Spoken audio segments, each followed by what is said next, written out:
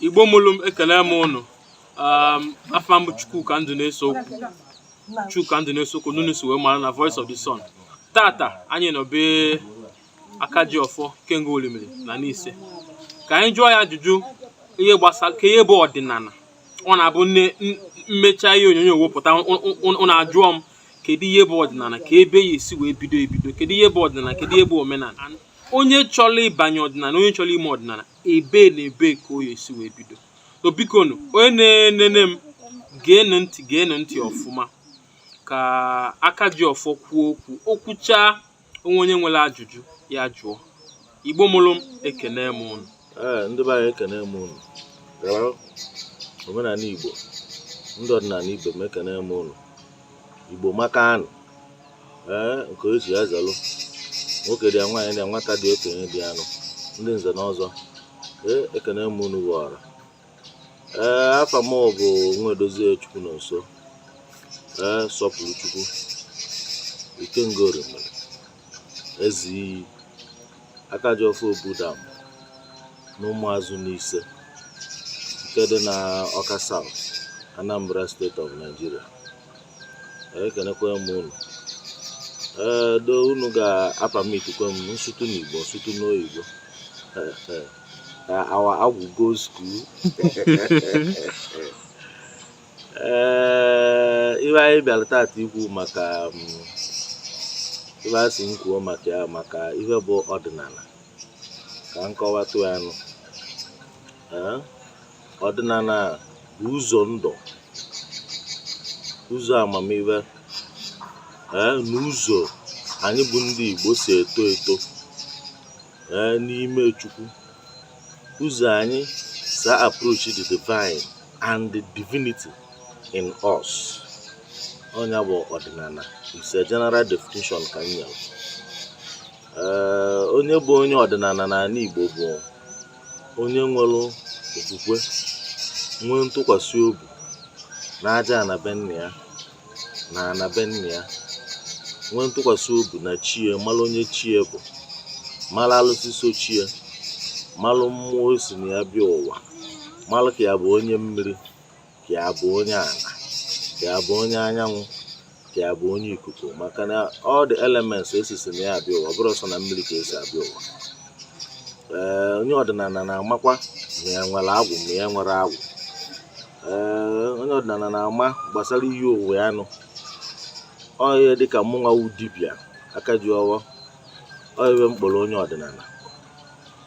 Nyawu onye ọdịnala ga na-asọpụrụ aja anabe nna ya, na-asọpụrụ anabe nna ya, malụ nsọ anabeba na ndị gboo, ndị mụrụ anyị, ndị gboo gboo, ndị ichie, ndị atụrụkpa aka, ndị aka atụrụkpa,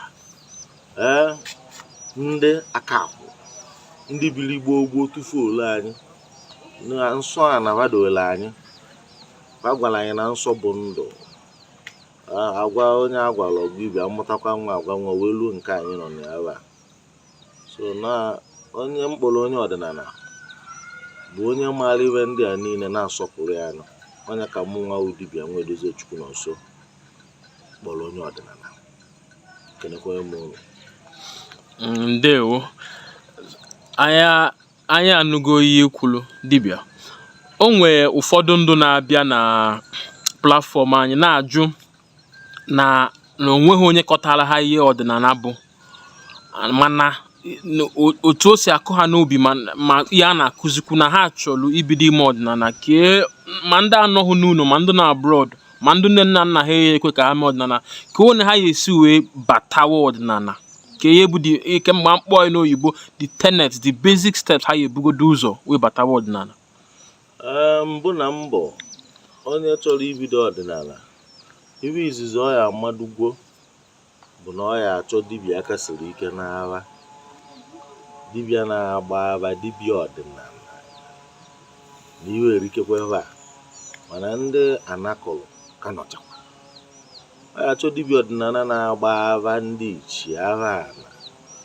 Nyawu dibịa ajụọla ọra ndụ ya nụ, ọ matagodo onye bụ chi ụwa ya nụ, na a na-arapụrụ isi aka agbụrụ ọmalụchi ụwa ya ọ na-aba agụ aha afachi aha gbara ka eji machi ụwa ya ọmatachi ụwa ya a na-agbanye aba chi ụwa ya wee kọrọ ya anụ dịka m kwuvuru n'ọdịnihu ọdịnala ọ malụ ka ya bụ nwa mmiri malụ ka ya bụ nwa ala malụ ka ya bụ nwa ikuku malụ ka ya bụ nwa ọnwa malụ ka ọ bụ nwa anyanwụ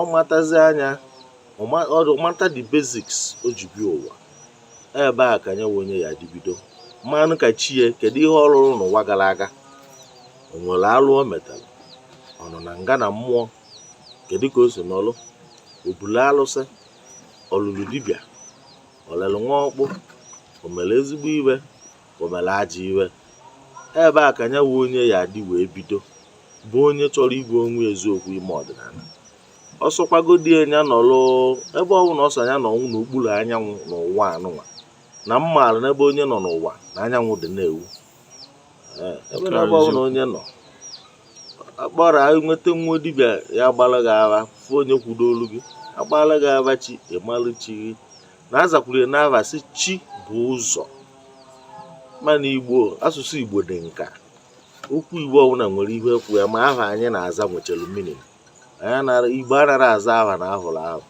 so onye awụwa aha chi bụ ụzọ ọ bụ afa ise name bụkwalụ ntụziaka na ndị gboo ji akọwala anyị n'ihe ọbụla gị bụ onye na-eme dịka onye ọdịnala dịka nwa afọ Igbo na-eme ọdịnala na chi gị ka ebu ụzọ ya amatago chi gị and that still goes on in whatever you do in life ịjụọ chi gị ajụjụ ọsọ ya bụrụ nwaanyị ka eche enu ịjụ ọnụ chi gị ajụjụ so na chi ka a na-ebido onye chi ime ọdịnala ekene gị daalụ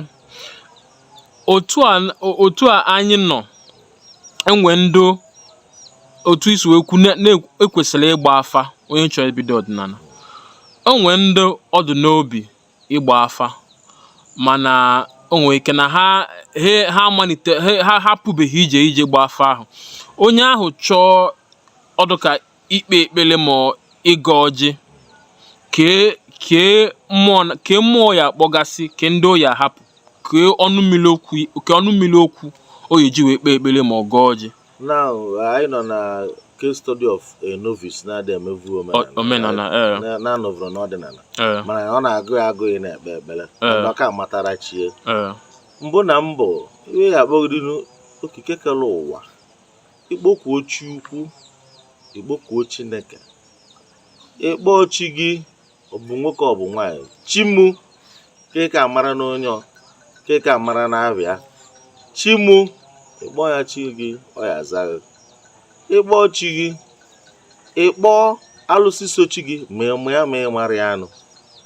I'm giving you the prayer guidelines nkụzigoro ọtụtụ mmadụ wee mechaa anya ọ dịrịba na mma ịkpọ Chukwu na Chineke ịkpọ chi kpọọ alụsị so chi gị kpọọ ana be nna gị na be nne gị na-adị ana na-aba amụrụ mmadụ ewee nọdụ ịkpọ ana be nna gị na be nne gị ịkpọ ezumezu ụmụ diọkpala na ụmụada be nna gị na be nne gị ịkpọ ezumezu ndị ichie be nna gị na be nne gị ịkpọ okike ndị nne maka na okwe nghọta na ọtụtụ dibịa n'ụwa a amara na akpọcha ndị ichie na ụmụada nwere ihe a na-akpọ n'omenala Igbo okike ndị nne ka ịsọfụrụ nna tụchara ime mụcha nwa kedu maka nne vuru afọ ime ka ị kwuchere maka ndị ichie na ụmụada nne mụrụ ọmụmụ etufuru ya etufu ọdalụ mmiri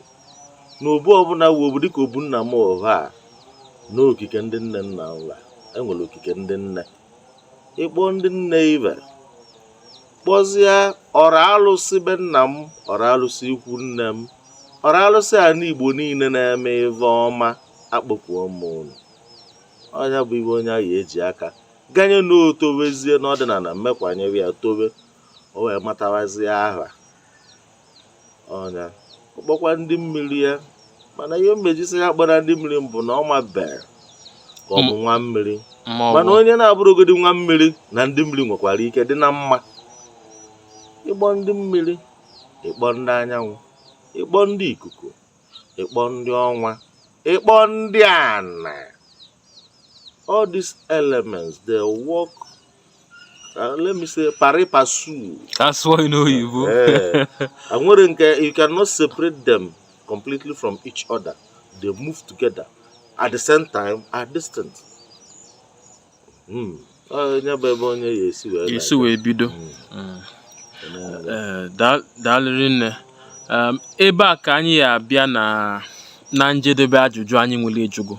Anyị nwekwara ọtụtụ ajụjụ ụmụnne anyị na-ajụgasị, mana ọ na-aka mma na-ebidogoro n'isi. Onye mụtachazie nke a ọ bịazie n'afa, o mechazie abanyewakazie n'ihe ndị ọzọ. So nke a iwe mma like ịlụtụ aka. Ọ bụ na if I will be permitted. Biko ebe na mmụọ na-asị m kwuo onye. Biko gaa n'ihu. Ka ibe anyị kwuru ka ọ na-aga anyụcha nsị ma a kapịrị ọnụ ụlọ otolo. Ọ ya aga achọwi isi ọchụ ejebe n'ụzụ.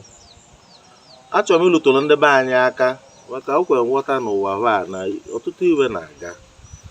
Anyị wu ndị dibịa anyị dị ọtụtụ, ma ndị eze nwoke ma ndị eze nwaanyị, ma ụmụ nwaanyị na-enye ndị ichie nri na-amụ oji. Ha erike. Iwe ntị ịgwa ndị Igbo be anyị, ndị omenala na-amasị, ndị nọ n'ala Igbo, ndị nọ mba techala aka. Oyibo so nọ diaspora. Ọ ka a na-akacha anwụdo n'ụmụ ebe ahụ. Ofu ntụziaka ihe ji na-ama dibịa ọdịnala, dibịa anakọlụ, bụ onye dibịa dị be nne ya ma ọ bụ ikwu nne ya. Na onye nwa na-ewu ewu na-aza aha dị iche iche, ị mara elu ihe si jụtụ ọra ajụjụ, find a way to make a little research about the dibịa. Nne ya alụlụ dibịa ka nne ya alụlụ dibịa. Nna nne ya alụlụ dibịa ka nne nne ya alụlụ dibịa. Chi ụwa ya ọwụ dibịa. It may be a difficult task, but ọ ya aka mma. Maka ma ahụgo, I've come across people abanye n'ọdịnala, chụba aja, and spend millions. Iwe na-eme ka njọ. Ọ karị njọ. And people have thrown away or destroyed their destiny over this. O gwutelu nri nno n'ofu nwata kpọrọ m na-asị m ọdịnala ọwụwayo. I shed tears. Mgbe jụrụ ya ajụjụ, ọ bụrụ ekantọ ọ nwegasịrị. Na ntụziaka nna anyị bụ mmadụ esighị na ya na-aza ihe nwe. Ụkwalụ ndị na-agaghị oge ncha wee daa aha dee nọmba n'elu anya. Ya wụ onye dibịa gboo iwe eji malụ dibịa n'ala Igbo na awele dibịa dị n'alụ ndị ọrụ akọlụ egelue. Dibịa na-enwerọ, dibịa ọdịnala na-enwerọ signboard na-eti mkpu na fon. Bịawa be m. Si n'elu anya. Because in this our restoration and our march back to our roots, a lot of people over this, I don't know. Ọtụtụ mistake. I don't know. Ka nwaanyị wefụta ịnụ na mmadụ bụ esi na ya wee zanga oje na mbalabe mmadụ je dọ ndị ichie. Si nwaanyị waalụ ndị ichie ọje. A na-eme asị gị n'ọdịnala. Ọ bụ na ọ dịkwa mma. Mana iwe na-ekwu onye chọrọ ime ọdịnala metụ ya mma, ya na-elu anya. Maka ọdịnala to me is a practical science. Asị gị na ime ihe a na ihe dị otu a ya ma ọ dị mma. Ime enye ọ dị n'ọhụ. Ya wụ dibịa mee enye ọ dịrọ jụrụ ya ajụjụ. Ma ije ebe dibịa ọzọ jụọ ọra ajụjụ, ya na-enwere kọstọma. Dibịa ijelu bie ọlọchalụ gị ọsị ga-ejere ebe ọzọ gbawa akwa. Kenekwe m unu. Aka ji ọfọ, ndewo, ndeme. Ebe a ka anyị abịa na njedowe ife ajụjụ anyị nwelu maka nke taa. Oluko oge ọzọ, ụmụnne m anyị onye nwere ajụjụ, unu ama mfe ihu m na nke a. Onye nwere ajụjụ, biko ya dee na comment section. Nke idelu afọwọdụ ọlụ nya ọza epestie m na comment section. Anyị ncha niile a na-agụ, a na-amụlụ. Igbo mụlụ m ekene m unu. Afọ amụ Chukwu ka ndụ na-eso okwu nọ na Voice of the Sun. ọ ga-adị n'oge ọzọ. Aka ji ọfọ deme Chukwu gbaa ume ise gọzie ndị a na-agọzie ise ya gazie. ya gazie.